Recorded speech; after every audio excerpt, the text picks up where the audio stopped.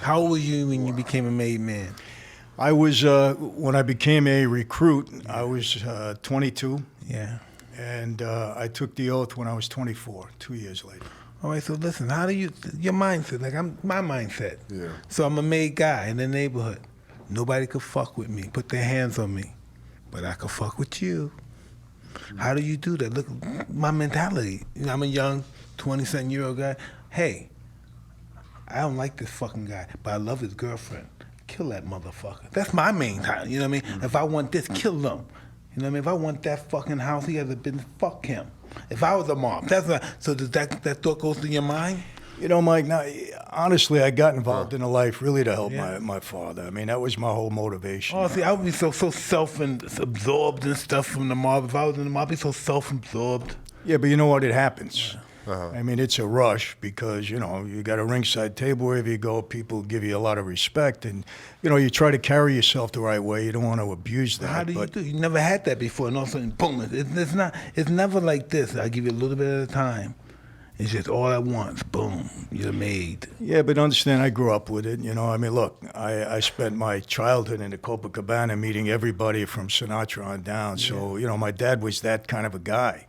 I mean, when he walked into a place, I mean, he was a different guy. Respected. People really looked up to him. They really respected him. He carried himself well, and he was a tough guy. I mean, there's no question about it, you know. So, I mean, I grew up around it, and I really admired and respected my dad. But when I got into the life, you know, number one, I wanted to get him out of prison, so I worked hard on that. And number two, honestly, I wanted to be the best possible mob guy I could be. So What's that consist? Yeah, what did that mean? You know, in that life, you kind of make your own way. They had guys, I'll give you an example.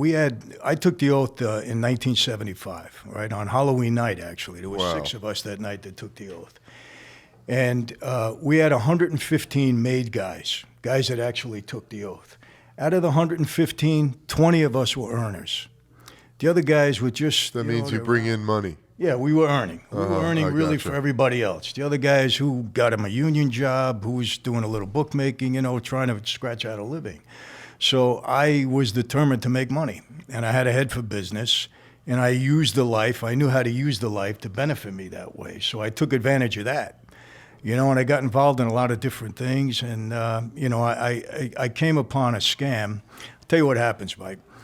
There was Italian guy around me, right? He kept coming to me. He had a couple of gas stations on Long Island. He had like a wholesale operation. So he comes to me and he says, Mike, he says, you know, I got these 2 guys from another family. They keep trying to extort me. He said, you got to help me out, because I was kind of the guy on the island when I moved out there. I did some research on this guy, and I found out that he had testified in a civil case against the governor's brother at the time. So I didn't want to have anything to do with him, right? He kept coming back.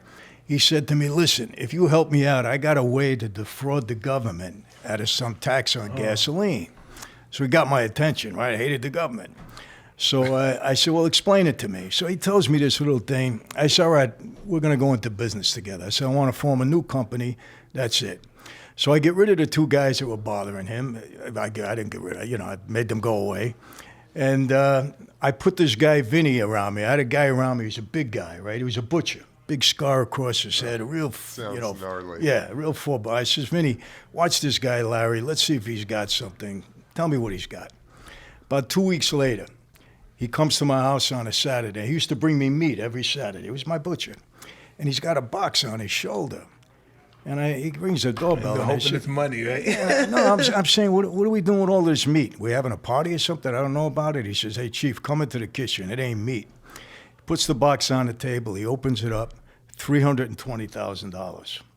He said, this is the first week's take in the gas business. Smelled like gasoline, right? I didn't care what it smelled like at that point, but he got my attention. So what happened, Mike, over the next 8 years, I took that from $320,000 that week to almost $10 million a week. We had about 350 gas stations. So how many people were getting that money? How many people did you have in your crew that was getting that money? Well, you know, I was supporting a lot of people, the guys at work, and I was kicking up to the family. I was giving them $2 million a week. You know, you got $2 million a week. It buys a lot of loyalty, as you know. You know what I mean? So I would think hell yeah, I would say, go ahead, man, do what the fuck you want to do. yeah, I mean, you know. And so they made me a captain in 1980. They elevated me to that position. And I grabbed, I got a deal with all the Russian guys out of Brighton Beach. You know, they were my partners too. They were great partners. Like, can I stop you real quick? What does it mean as a captain? Do you have people under you? Yeah. Like, that's what. I'll tell you the rank. You got a boss, an underboss, a capo regime, you know, a consigliere, and consigliere rather, and a capo regime. The capo regime is a captain. And then the next official position is soldier. So when you come into the life, when you take the oath, you become a soldier. And then you either stay that way or you go up from there. And when are you made? When are you a made guy? You know, listen. At any point? No. You got to go. You can't be a time- soldier. I'll tell you what happened. Time, I guess. When my dad sends me, now Joe Colombo had been shot, if you remember. He was 70s, seriously right? wounded. Yeah, 71. And Tom DeBello was the new boss. He took over. He's dead now. And I sat with Tom, and he says, Mike, I got a message from your father. He said, you want to become a member of our life. Is that true? I said, yes. He said, here's the deal. From now on, 24 hours a day, 7 days a week, you're on call to serve this family. That means if your mother is sick and dying, and you're at her bedside and we call your service, you leave your mother, you come and serve us. From now on, we're number one in your life. Before anything and everything. When and if we feel you deserve the privilege, the honor to become a member, we'll let you know.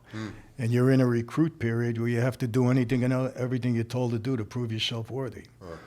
And, you know, listen, people ask all the time, number one question, Mike. Kill anybody. Did you ever kill anybody? No, I got three top questions. Number one, did you ever kill anybody? Number two, where's all your money buried? And number three, where's Jimmy Hoffa buried? Those are the three top questions all the time. I can name them wherever I go. It doesn't matter. So, you know, after about 2 years, I proved myself worthy, and then we got called in on, it was Halloween night, 1975, in a secure place in Brooklyn, and we all took an oath.